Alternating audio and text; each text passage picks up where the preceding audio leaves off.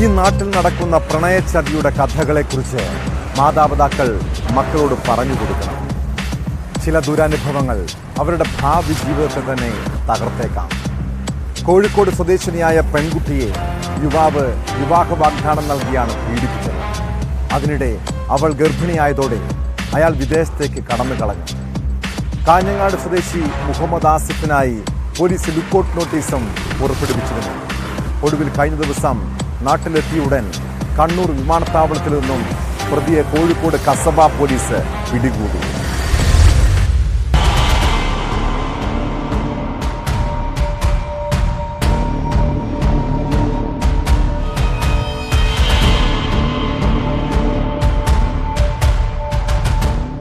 School വിദ്യാർത്ഥിനിയെ വിവാഹം കഴിക്കാമെന്ന് പറഞ്ഞ് പ്രലോഭിപ്പിച്ചായിരുന്നു പീഡനം.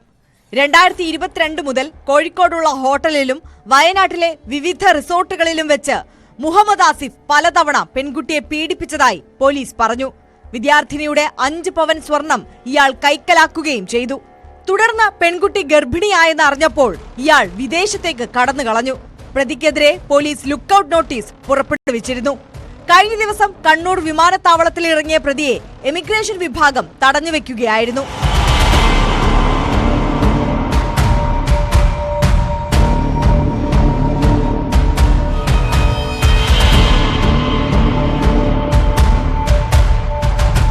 കസബ പോലീസ് അറസ്റ്റ് ചെയ്ത പ്രതിക്കെതിരെ പോക്സോ അടക്കമുള്ള വകുപ്പുകൾ ചുമത്തിയിട്ടുണ്ട്. ഇൻസ്പെക്ടർ ഗോപകുമാറിന്റെ നിർദ്ദേശപ്രകാരം ASI Sajesh, senior civil police ഓഫീസർമാരായ സുമിത് ചാൾസ്, മുഹമ്മദ് സക്രിയ എന്നിവർ ചേർന്നാണ് പ്രതിയെ കസ്റ്റഡിയിലെടുത്തത്. കോടതിയിൽ ഹാജരാക്കിയ പ്രതിയെ റിമാൻഡ് ചെയ്തു.